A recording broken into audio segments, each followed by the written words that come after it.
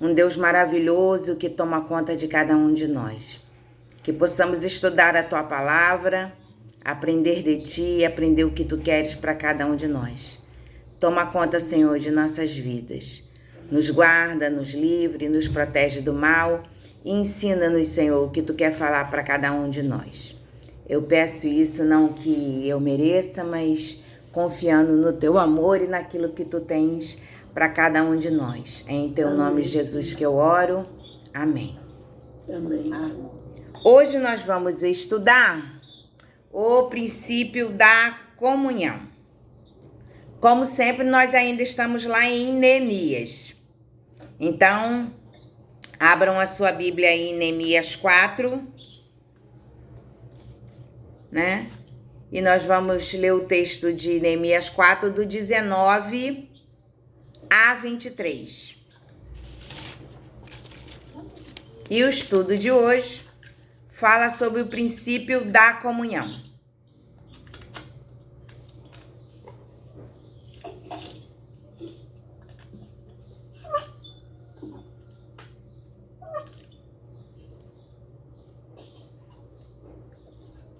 Amém? Amém. Misericórdia.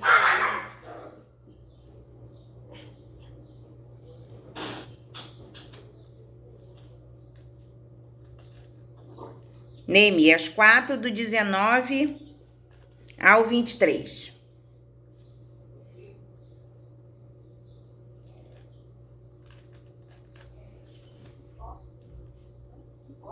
O texto fala assim: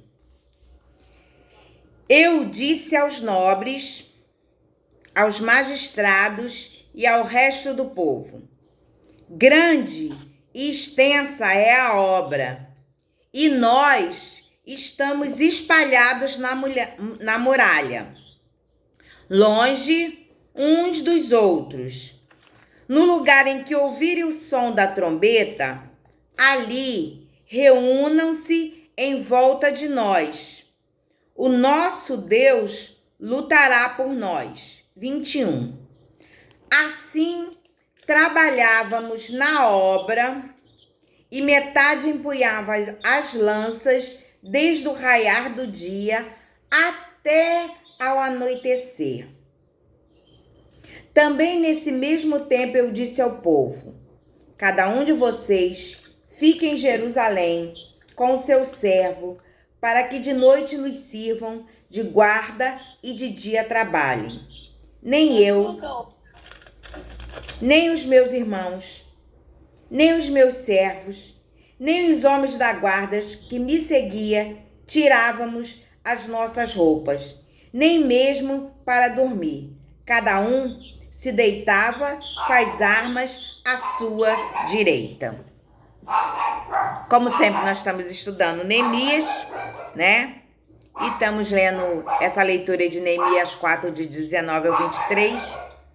E o que nós estamos estudando hoje é o princípio da comunhão. Isso se a Atena deixar, né? Que ela resolveu vir latir aqui na porta. Mas não tem...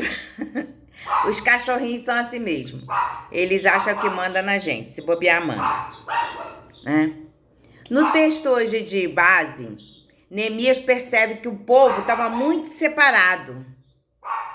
Portanto, ele vê a necessidade de aproximar as pessoas e de reuni-las em comunhão, para que juntas sejam mais fortes, né? O texto que a gente lê vê que eles estavam assim, todo mundo juntinho. Quando tocava a trombeta, queria dizer que naquele lugar as pessoas estavam sendo atacadas. Então, corria todo mundo para lá. Para quê? Para que eles pudessem estar assim, juntos, lutando e não deixando que a muralha fosse derrubada, né? Então a gente vê assim, nesse texto base, Neemias percebe que como o povo estava separado, ele pensa assim, quando tocar a trombeta é para reunir todo mundo. Por quê? Porque juntos eles eram mais fortes. Você já viu que às vezes quando a gente tá assim meio desanimado assim, tô meio desanimado, meio para baixo. Aí a gente chega na igreja, quando a gente chega lá na igreja, e a gente vê os irmãos e um começa a falar com a gente assim: oi, bom dia, como é que você tá? E aí, Ledi, como é que você tá? E aí, Eni, como é que você tá? Oi, Néia, como é que você tá? E aquilo vai dando uma animada na gente. Por quê? Porque a gente tá junto com os irmãos em comunhão, não é isso que acontece? É verdade. Né? Quando a gente às vezes tá assim meio desanimado, meio tristinho, mas a gente fala assim: não, eu vou pra igreja assim mesmo, eu vou. Aí quando a gente chega lá, o que acontece? A gente vê os irmãos e a gente vai e se alegra, não é isso que acontece? Por quê? Porque a gente se alegrou. Porque a gente viu, um começa a conversar com o outro começa a cumprimentar a gente, falar com a gente, e aquilo alegra o quê? O nosso coração. Coração, é verdade. Não é? E às vezes até é um momento assim que a gente tá assim, poxa, hoje eu tô tão tristinho. Aí a gente chega lá, um começa a falar com uma coisa, outro começa a falar outra, e aquilo alegra o nosso coração. Minha mãe mesmo conta de experiência que ela tava triste, acabada. Aí foi pra igreja, na reunião de oração, chegou lá, só queria chorar, mas Deus falou com ela. Porque quando a gente, Chora não. né, a gente tá junto ali, o que ocorre? Não é que o problema passe, mas é que a gente sente conforto, a gente sente o consolo. Não é que acontece uma mágica, sumiu o problema. Não é isso que acontece. É porque a gente chega naquele lugar de comunhão e a gente se sente fortalecido, né? O texto de Efésios 4, ele trabalha todinho em cima de tudo que é para nos fortalecer, de você suportar o irmão, de você acolher, de você abraçar, de você não julgar, de você, né? Por quê? Porque é isso que a igreja nos chama, né? Nos orienta. Que você e eu precisamos estar em quê? Em comunhão. Eu posso ser crente sem ir na igreja? Posso. Mas eu vou estar muito mais fortalecido e vou crescer muito mais espiritualmente se eu estiver em comunhão. Por quê? Porque muitas vezes quando o outro está pregando lá na frente, falando lá na frente, a gente olha aquela experiência e fala assim, já passei por isso. Ou então, tô passando por isso. Ou então, Jesus, me fortalece para que eu não passe por isso. Não é assim que ocorre e acontece? Então, Deus trabalha da mesma forma para cada um de nós. Vocês estão entendendo? É Deus trabalhando na nossa vida para que isso não ocorra e para que eu seja fortalecido. Muitas vezes a gente vê a luta que o irmão está passando e aprende com aquele erro para que eu não erre naquilo. Não é que Deus queira que eu erre naquilo também, não. Ele quer que eu olhe, tenha compaixão, mas aprenda e fale assim, isso aí eu não quero errar, não. Isso aí eu não quero fazer, não. Muitas vezes nós temos facilidade em enxergar o defeito do outro. Mas os nossos é difícil, né? Por exemplo, assim, eu sou uma pessoa muito teimosa. Mas eu não gosto de reconhecer que eu sou teimosa. Mas eu sou. Mas eu não gosto de reconhecer. Por quê? Porque é difícil a gente reconhecer um erro. Não é? A gente geralmente quer falar assim, não, fulano que é teimoso. Fulano que é genioso. Fulano que é uma pessoa difícil de lidar. Né? Mas a gente não quer reconhecer que nós somos também, né? Muitas vezes é fácil a gente apontar o defeito do outro. Não é isso? Quando falar que o outro tem defeito é fácil. Fulano é assim, Beltrano é assim. Fulano... Mas e você? E o seu defeito? E o seu erro? Às vezes é fácil a gente dizer assim, ah, fulano é difícil, é beça de conviver. E você?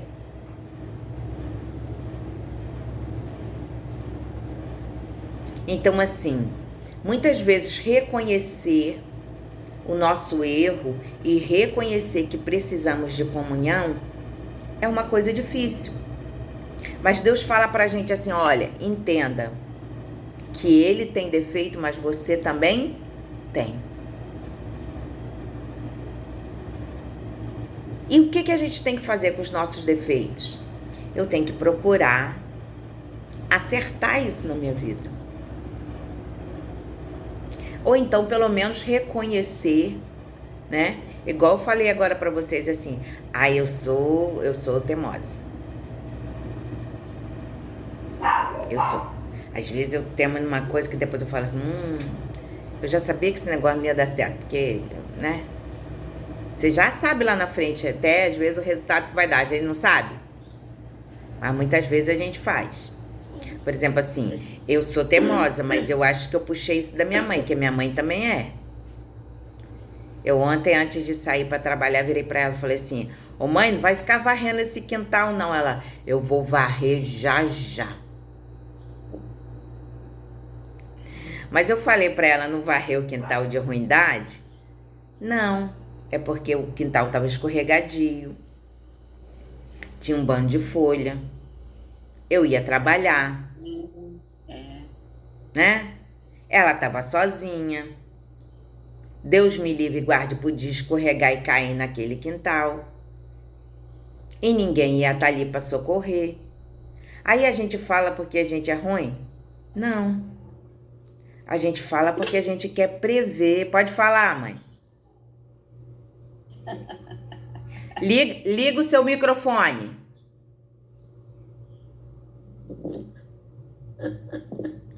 Aperta aí no microfone para ele abrir. Ela tá rindo. Tem que se defender, não é? Tá fechado ainda, mãe.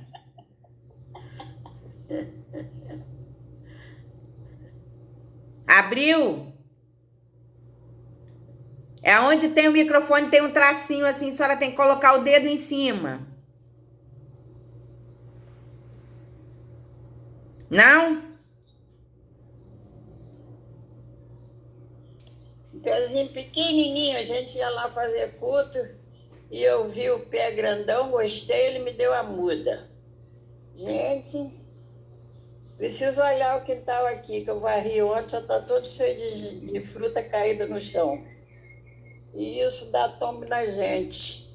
Mas agora eu estou com mais cuidado. Quebrei o braço, que já faz 2 anos e ainda está me doendo. Eita! Isso Mas mesmo assim ela continua varrendo o quintal. Claro, né? Porque Deus assim é perigoso até a pessoa cair. Né? Se for Pisar numa esperar. fruta e pronto.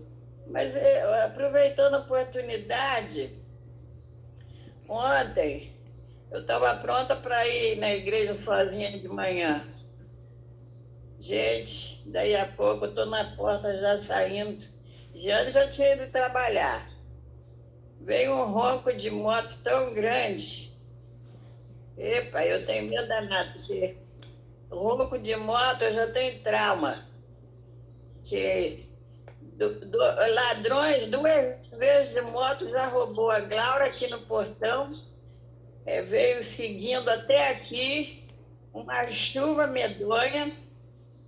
Aí eu fui, vindo aquela gritaria que ela não queria dar as bolsas para ele, vou correndo lá no portão para ver, e aquilo foi uma tristeza. Quando eu volto, já levo um escorregão, cai de frente e já me machuquei toda. Aí eu sei, eu tenho trauma. Eu estava saindo ontem quando escuto aquele ronco de moto, que eu falei, isso não é coisa boa. Entrei para dentro de casa outra vez, fiquei quieta. Foi se esconder do perigo, né? É porque a gente tem que ter cuidado, não é? É verdade. Então, eu estava sozinha, vou sair sozinha pela rua. De noite eu já não saio mesmo sozinha de jeito nenhum, tenho medo. Então, a gente tem que Eu tentar não saio viver. nem ali no portão. Então, Eu a olho da Lilinha, janela de dentro de casa. a Lilinha foi roubada 2 vezes, a minha neta. Eu também já fui roubada 2 vezes. A Jane também, esse negócio, o ladrão vem seguindo lá de fora, esperando a oportunidade, né? Aí tá. Aí ela no portão já chegando aqui, era dia de chuva também, de noite. Aí a menina gritava porque eles queriam que ela subisse na moto de um deles. Ai, meu Entendeu? Deus, misericórdia. Ah, meu Deus, eu corro lá fora, aquele desespero. Então eu tenho medo, esse negócio de moto, esses barulhos estranhos assim, eu logo tenho medo, né? Penso que já vem o ladrão já pra cima atacar. Mas a gente tem que aprender, né? A gente aprende com as coisas que não deram. Fazer que nem eu tô.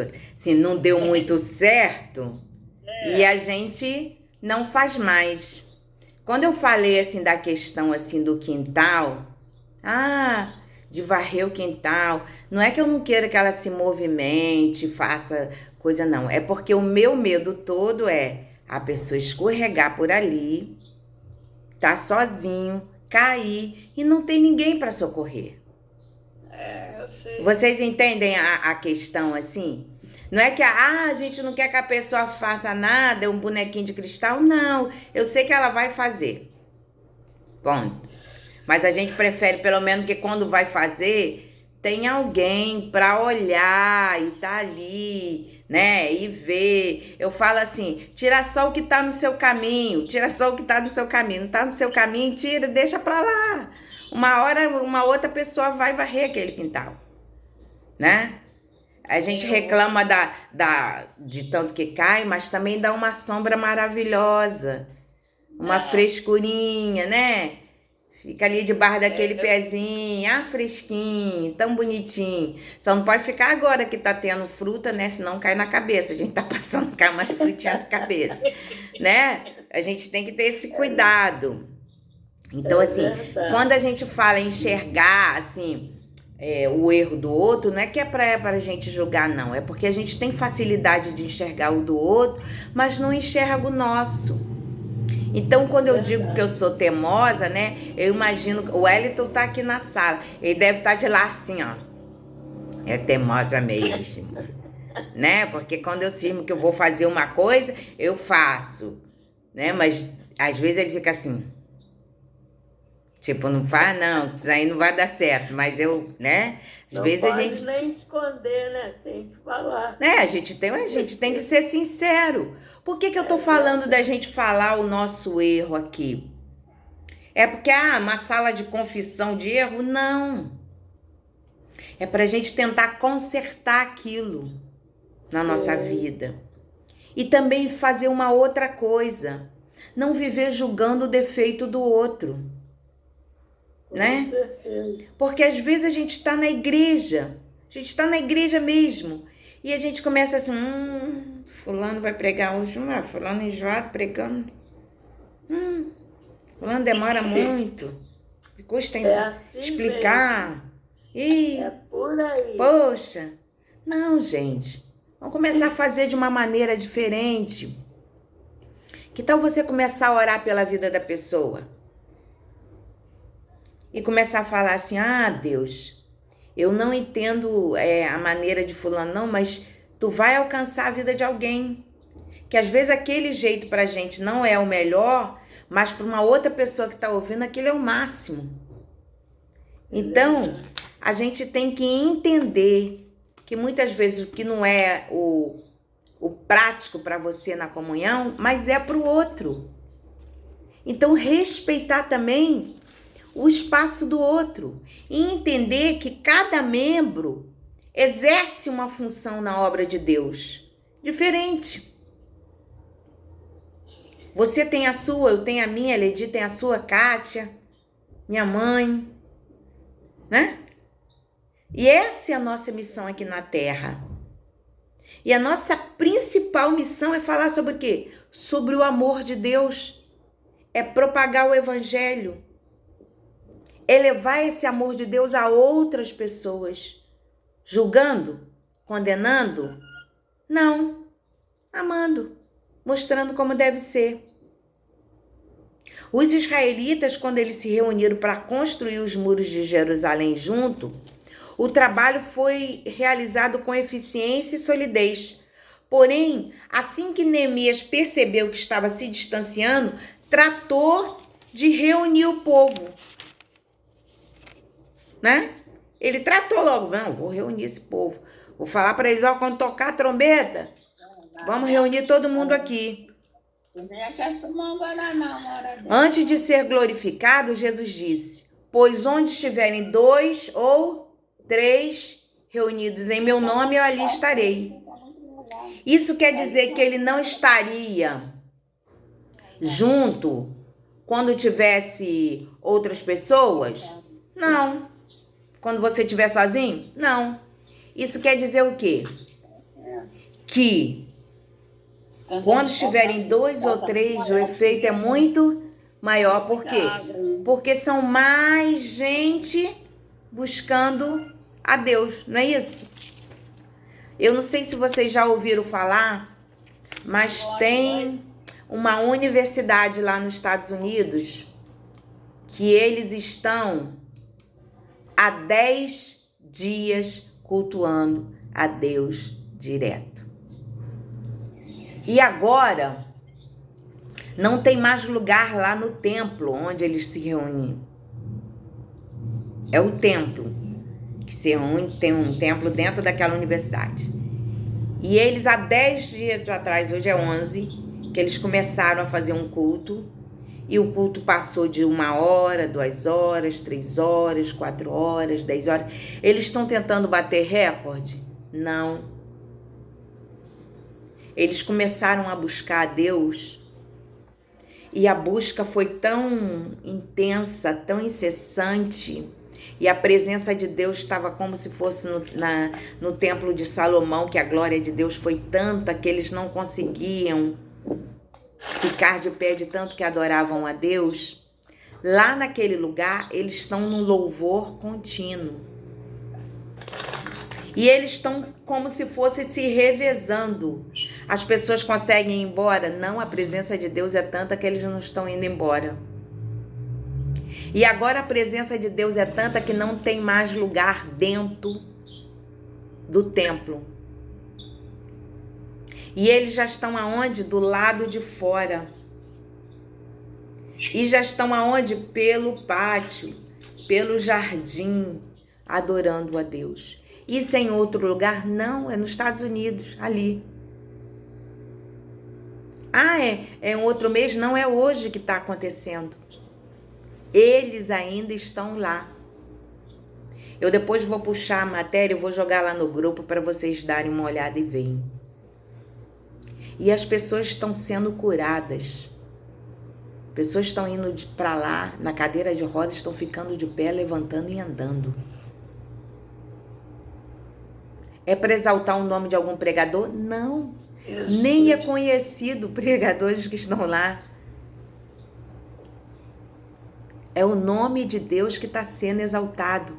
É o povo de Deus reunido, orando, buscando e clamando a presença de Deus. E isso acontece só lá? Pode acontecer aqui? Pode.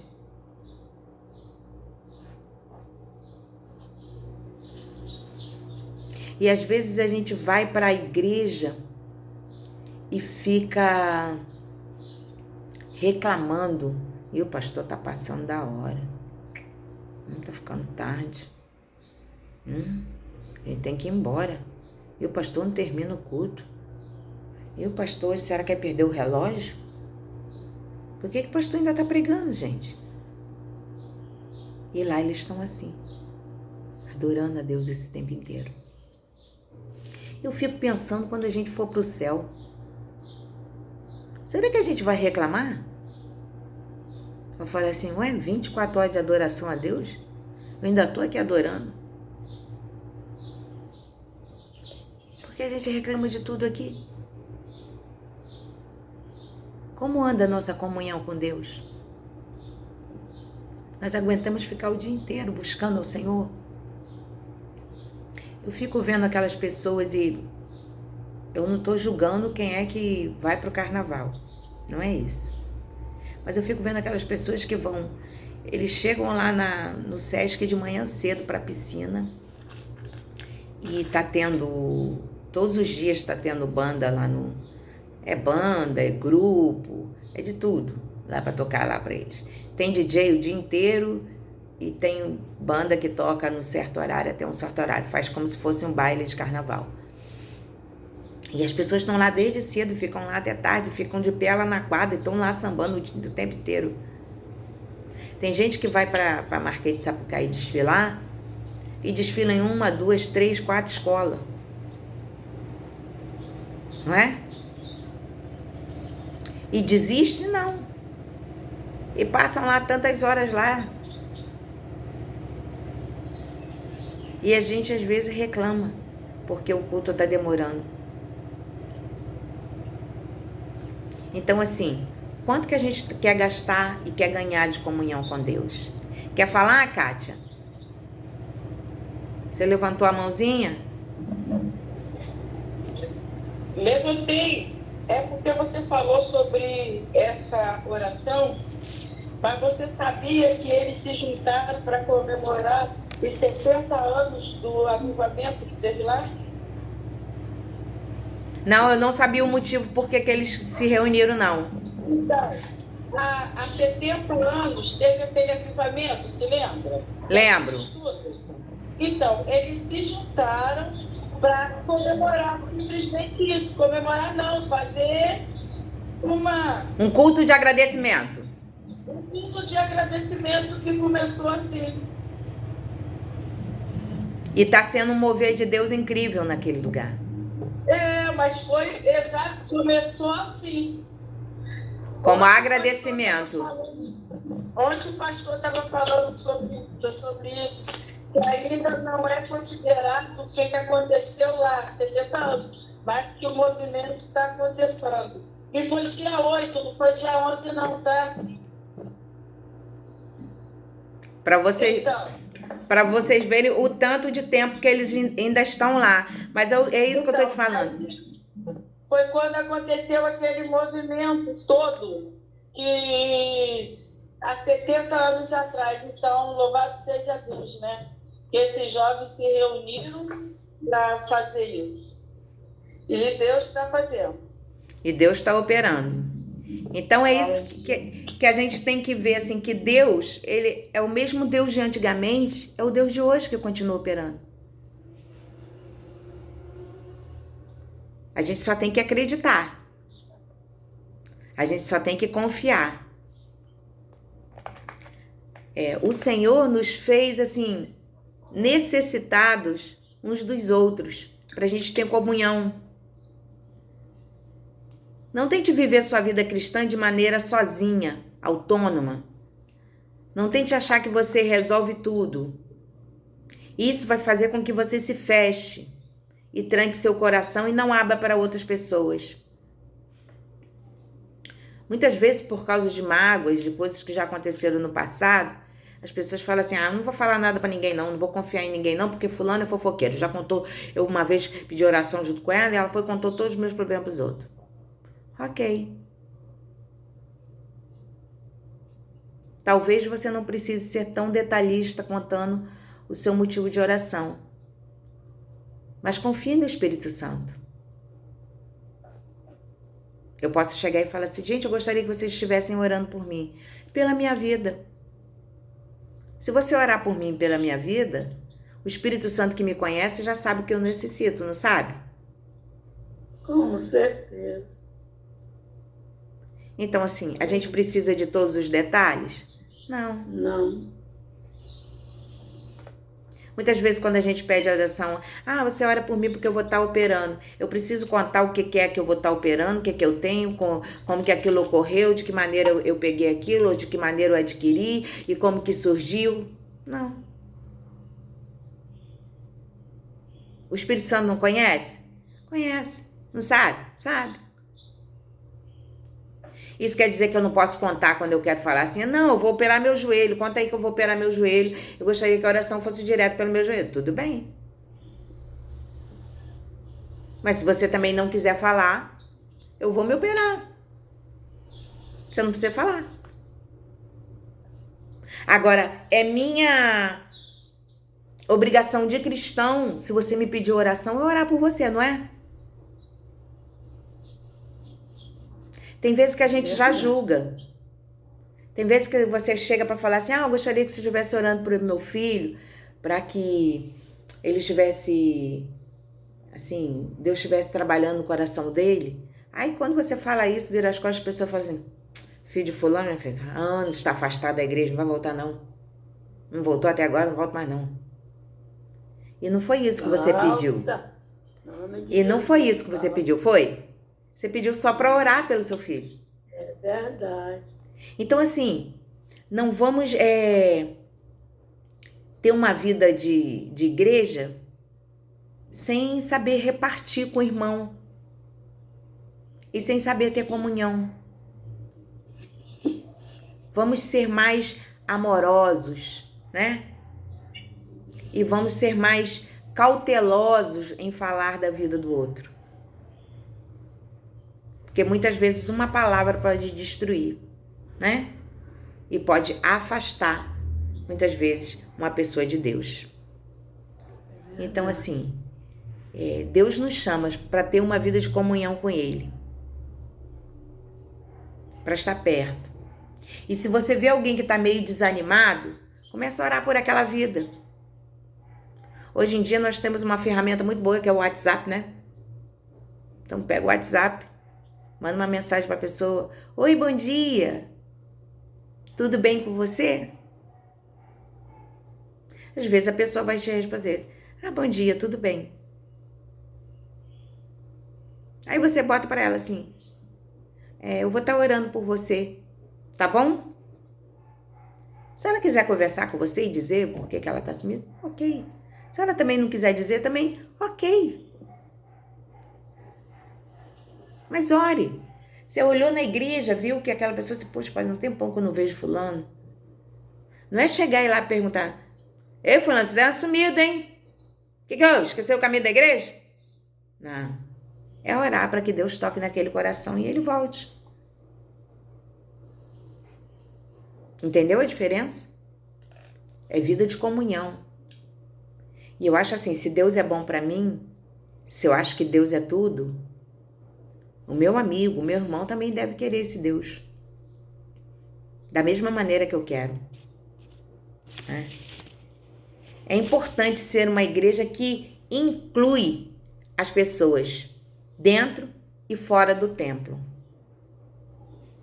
Às vezes a gente já não convida porque acha assim, fulano não vai se adaptar na nossa igreja não, vai gostar de ir lá não. A nossa igreja é muito parada para ele, ou é muito esquisito, ou é muito animada. Quando quem faz a obra é o Espírito Santo de Deus, não é você, nem a igreja, nem o louvor. Tem vezes que a gente fica assim, hoje a fulano tá lá na frente do louvor, não vai ser bom não. O louvor é de quem? É do Senhor. Você está pedindo para ele ser usado? Você está orando para o pastor para ele ser usado? E hoje ninguém se converteu. Mas você estava orando durante o culto? Para que as pessoas fossem alcançadas? Você estava orando para que Deus usasse a vida do pastor? Ou a vida de qualquer outro pregador que estiver lá na frente? Às vezes o que falta na gente é colocar em prática aquilo que a gente já sabe. Todo mundo sabe que tem que orar pelo pastor, amém? Todo mundo sabe que tem que orar pelo culto, amém? Todo mundo sabe que tem que orar pelo louvor, amém? Mas você tem orado esse tanto? Não é que a gente não sabe disso. A gente tá me falando uma novidade. Eu nunca ouvi ninguém falando que é para orar pelo pastor, pelo culto. Não, não é. Isso a gente aprende desde pequeno. Desde quando a gente começou na igreja, a gente aprende isso. Vamos orar pelo pastor, pela mensagem, para que as vidas sejam alcançadas, para que o culto seja um desenrolar do Espírito Santo de Deus. Que não seja aquilo que eu quero, mas seja aquilo que o Senhor deseja. Não é? Então, assim, temos que ver se eu estou realmente fazendo a vontade de Deus.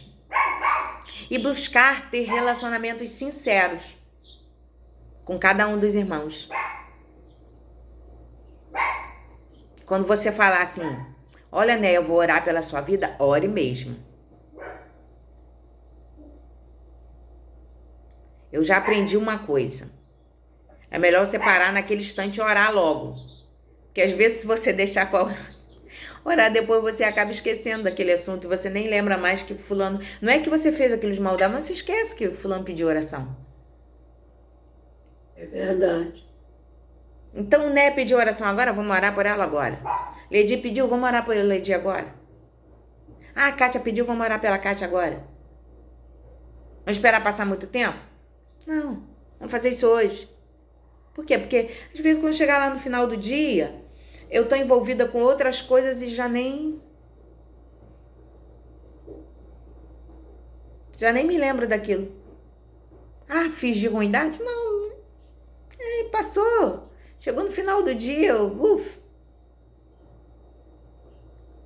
Então quando você for orar, pediu oração, já tenta naquele momento, se possível, orar por aquela vida, né?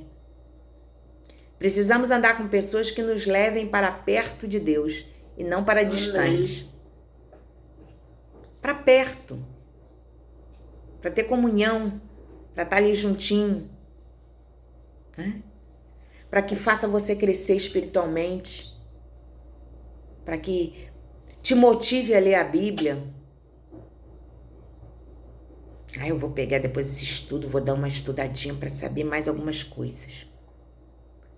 E olha, às vezes o mesmo texto que a gente lê tem um efeito diferente em cada um de nós. É verdade. Trabalha de um jeito no coração de Néia, outro no coração da minha mãe, outro no coração da Ledi, da Kátia, do Hélio. Às vezes uma coisa que eu deixei passar, você lendo o texto, e Jeane nem falou disso, mas isso aqui também está nesse texto. Por quê? Porque o Espírito Santo que habita no meu coração, habita no seu também. Amém. E às vezes ele te dá um outro esclarecimento daquilo que você não sabia. Ou você não se atentou. Então, assim, procure ter esses momentos de comunhão com os irmãos e com Deus.